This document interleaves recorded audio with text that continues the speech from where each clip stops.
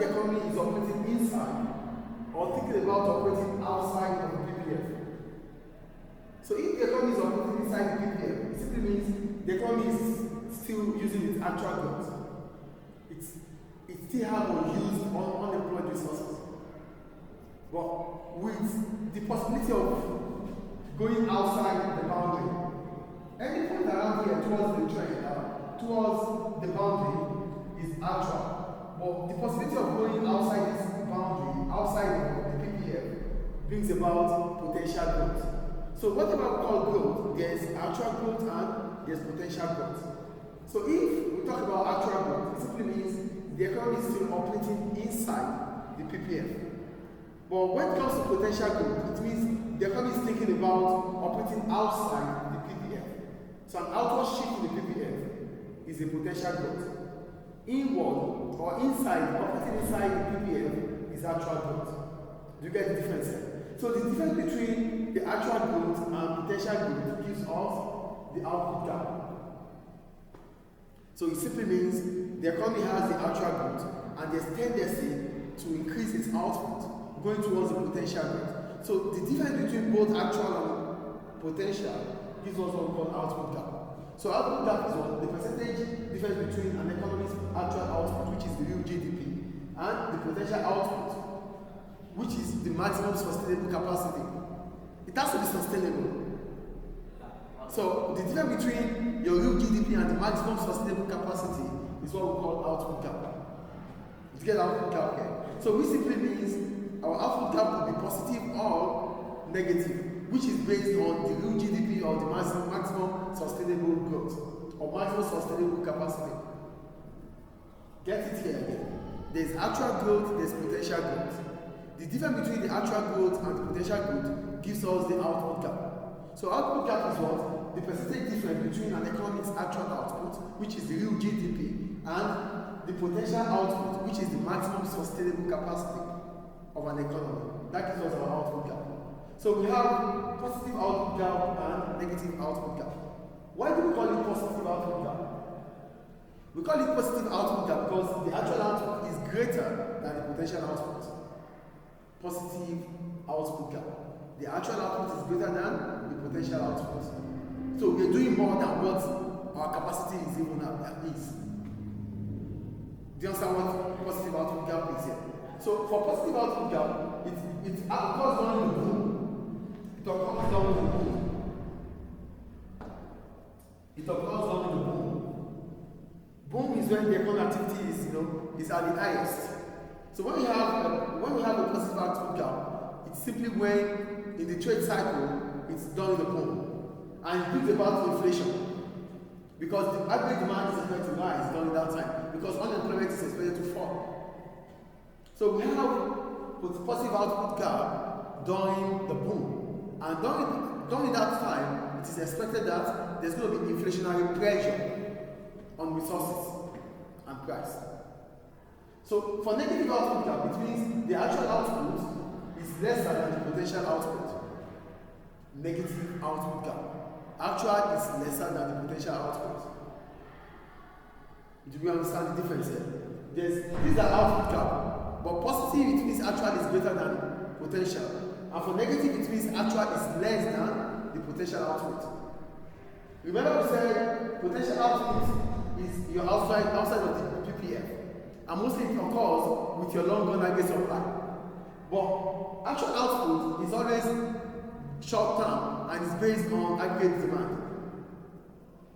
And for the PPF, it simply means you are operating inside or there is movement inside the PPF towards the boundary. That's actual. But outside the boundary is potential. Any question about positive and negative here? It is positive because actual output is greater than potential output. And it is negative because actual output is lesser than potential output. I think that is clear. Yeah. So that takes us to the impact of output gap. So when we have positive output gap, it leads to what? Increased unsustainable pressure on resources and price. For a positive output gap, because a positive output gap will increase employment opportunity, it increases demand, it puts pressure on the resources we use and prices. Why resources? Because we might finish up resources. Because economic growth does not come without the use of resources. Do you get it? So because the economy is witnessing a positive output gap, it means more resources are being used, and that would bring about strain on resources, yes? Especially with finite resources such as oil and gas. These are finite. Yeah, because they are scarce resources. Yeah. So that's about positive output gap. For negative output gap, it indicates underutilized resources and low inflation because they are unused unemployed resources. And if we have unemployed resources, it reduces the national income. And if income is reduced, demand for goods and services would fall, bringing about low inflation rates. So most of the time, we have positive output gap during the boom, and a negative output gap during the recession or slowdown. Do we get it? Do we get it or not, please? So there are not the policy implication. When we have, your question was, which one would I prefer? A positive output gap or a negative output gap? Both of them have their consequences. But it is the duty of the government to come up with policy to ensure that things are normalized. So for a positive output gap, we can use contractional policies, contractional monetary policy or contractional fiscal policy. Yeah, to reduce spending or to grow interest rate. With contractional fiscal policy, like taxation, increase in taxation, that will reduce spending. Increase taxation or reduce subsidy. Yeah. So that will bring about contractional policy for fiscal. For monetary, would increase interest rates. Yes. Or reduce monetary supply. Or reduce money supply within the economy. Do you get that? Yeah. And for negative output gap, as soon as there's negative output gap, we can use expansionary fiscal or expansionary monetary policy to solve it. For expansionary monetary fiscal policy, we could cut tax or increase subsidy. For expansionary monetary policy, we could reduce or lower interest rates or increase money supply within the economy. Do we get it? Yes. So that takes us to trade cycle. So there is a link between the trade cycle and the output gap. Because whatever happens about an economy in terms of positive or negative output gap, it happens through the trade cycle or the business cycle. We call it trade cycle or business cycle. So what is a trade cycle? It implies the fluctuations in the economic activity over a period of time. So there's fluctuation in the economic activity over a period of time. So there's going to be a time for boom, recession, slowdown, recovery, then boom again. And this is just a name for the peak of think about what it's called. Peak, yeah, it's boom, yeah. Like I think that's the highest point before it drops.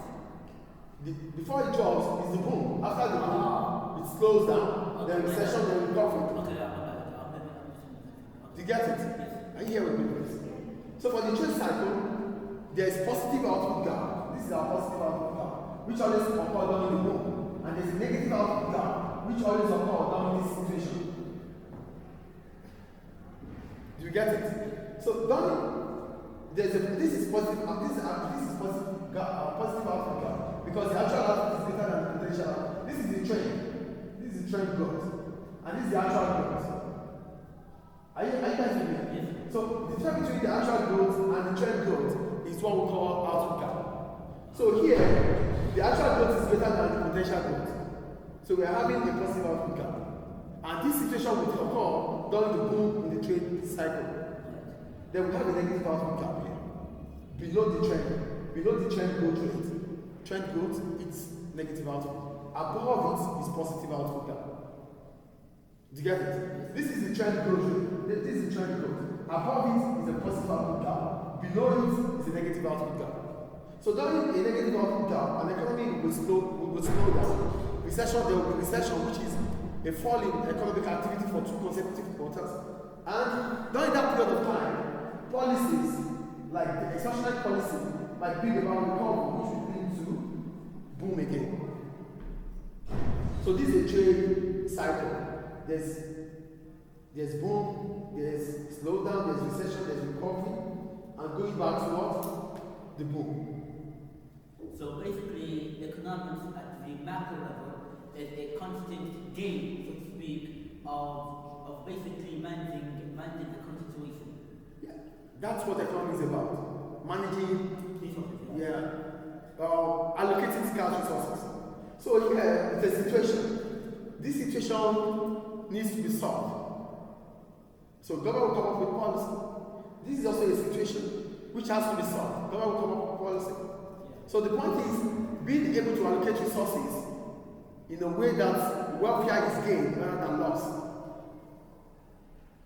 Do we get it? Yes. So any question about output gap? No. Clear, right? Clear. Thank you.